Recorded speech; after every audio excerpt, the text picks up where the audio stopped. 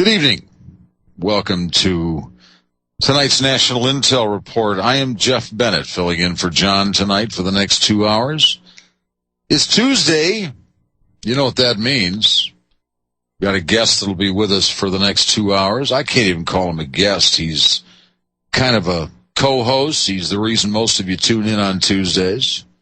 And Robert Chapman, good evening and welcome. Pleased to be here with you tonight. Well, thank you very much, and I extend the same to you. And I'm happy to be here, and I'm unhappy that our government is knocking the price of gold and silver down. Well, I think we all expect it. It's all part of the game plan. You know this better than probably anyone else I know out there. And yet, strangely enough, and I don't know if I'm going to be able to find this fast enough. I should have prepped it.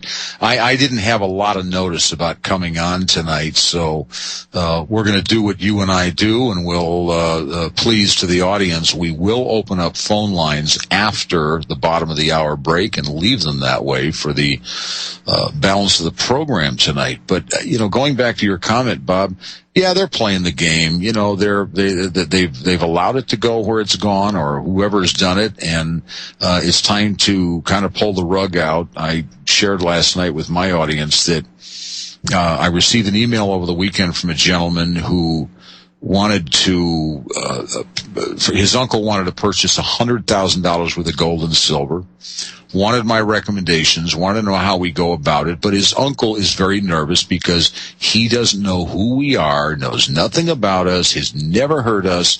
The game plan is that he was going to tune in with his uncle last night and listen to the program, call us afterwards to discuss what his options were. An hour before program time, he sends me an email, gee, thanks so much for your time. However, my uncle decided to follow the advice of his stockbroker and buy a whole bunch of gold and silver, which means futures, options, ETFs, etc. And it's kind of like, man, they don't get us, but I guess you really knew your stockbroker, didn't you? So what do you believe the reasons are? You think they're just trying to drive people out of it to get them back in the traditional paper markets? What are your thoughts? Absolutely. Absolutely. There's not a broker who's buying a gold stock that's not directed to. And people who go to them to buy gold stocks, they immediately try to get them to buy SLV and GLD because they've been told that they must do that. And the upshot of it is that you have inexperienced. I'll wait till the other side. Yeah, we'll do that. Bob's here with the music today. Thanks for being with us, ladies and gentlemen. We will be back. John is out today. Jeff Bennett filling in for the next 2 hours along with Bob Chapman.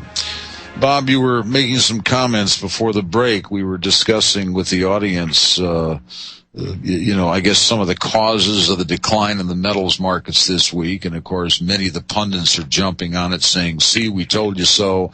The bubble's burst. It's all over. Gold and silver going to the sewer now. And, oh, by God, you better put your money back in Wall Street. Please continue. So what the firms are doing is they're discouraging investment other than in SLV and GLD. And, of course, in commodities. And that's because there's leverage and they make more commissions. And they don't care whether SLV and GLD go bankrupt or not. One of the presidents of one of the mining companies had a conversation with one of the presidents of one of the larger exchanges in the United States a couple of days ago. And he said to him in a quizzical way, well, have you received any complaints from people about the manipulation of gold and silver and the naked shorting in gold and silver that they think is going on? And the man said to him, and this guy's got a good relationship with the man he was talking to, he said, it's like they had call centers. He says the complaints are coming in over 100 a day. We have a pile of complaints that's 8.5 by 11 pieces of paper, 4 feet high. And he says that we're going to have to, and we're in the process of investigating all of them. And of course, that's going to take a long time because they don't have the staff to do it. And it also gives them, with that length of time, it also gives them the excuse to, frankly, not have to really address it. Well, when you get that many, you have to. Because what happens next is they go to their representatives and their senators.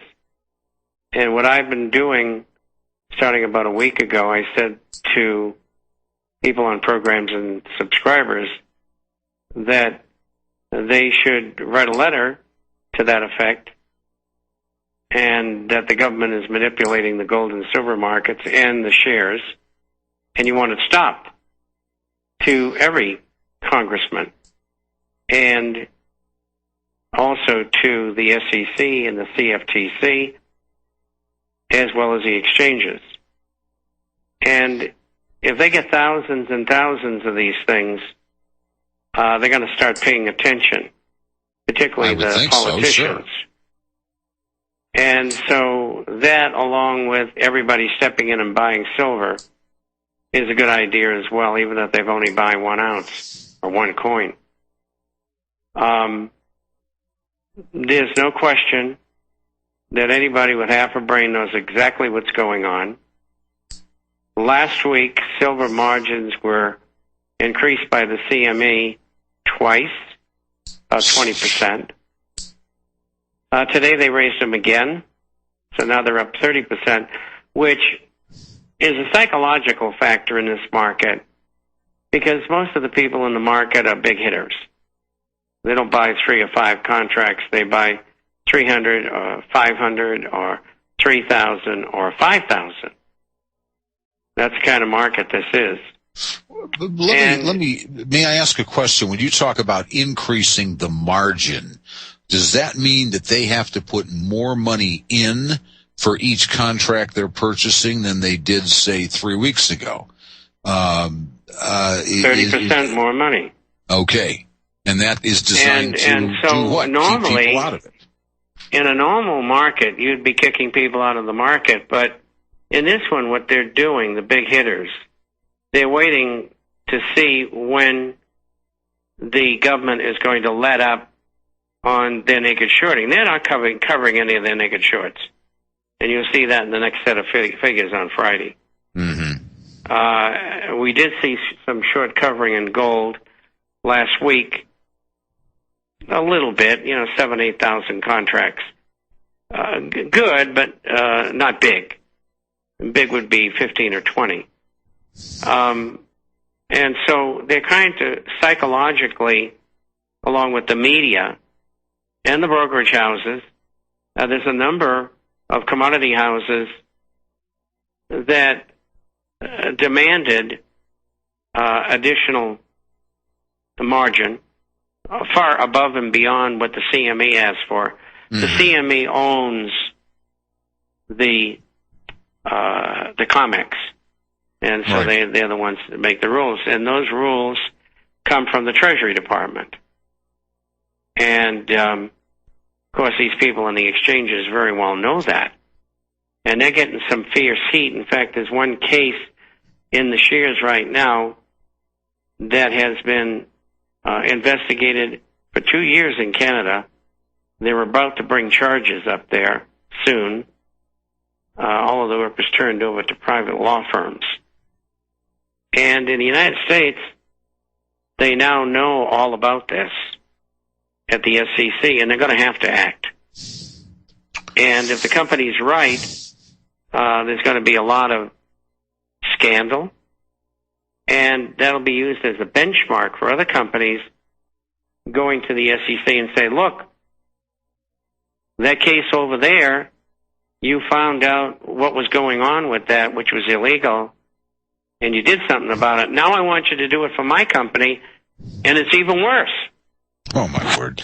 Well, I'm confused about one thing. And so this is what's going on that people don't know anything about, that quite frankly I've engineered. Sure. When you speak about the government manipulating the so-called values or spot prices of gold and silver, etc., is it the government? Is it the Fed? Is it the Treasury Department? Who is it? Because I don't think the government could care less. I don't think the government's got so much. Maybe I'm naive. Maybe I don't understand. So when you reference the government is manipulating, is it truly the government or is it a quasi-agency thereof? Well, first of all, it is naive. It's been going on since 1988 illegally. Mm-hmm. They really stepped it up about 12, 13 years ago. And now it's on top of you every single day. And then the opposite side of the market, they're holding the stock market up. And so you don't hear much about that, but they are doing that. And it's easy to identify what they're doing if you've been in the brokerage business for 29 years like I was. Let me tell you what the daisy chain is here. 1988, executive order. The President's Working Group in Financial Markets, signed by Ronald Reagan. They use that to manipulate every market, every day, 24/7, all over the world. It was a license to steal for the Fed. And who was on that committee? The Fed, the New York Fed, the Treasury Department, the SEC, and the CFTC. The CFTC, SEC, they just take orders. The Treasury, the New York Fed for the most part, and the Fed are the ones that are doing the manipulating. Now, the Fed is owned by banks, European as well as American. There's 12 Federal Reserve banks that in part own the Federal Reserve. Mm-hmm. The biggest shareholder is J.P. Morgan Chase, followed by Citigroup and Goldman Sachs, and a host of others, which I won't go into. And some of them are foreign. So when I say the government is controlled by the owners of the Fed. They control the Treasury. You just look at the Treasury Department. It's a revolving door between Wall Street and Treasury, and other offices as well. The same is true to a lesser extent with the Fed, but they don't need as many people to do that at the Fed. And so the orders just go from JPM to the New York Fed to Washington. And those banks that own the Fed, what they do is they don't work on inside information. They create it. I was waiting for that one. I knew that was coming. Okay, so what's going on here is that they've decided to knock it down. Now, they've made a fatal error here.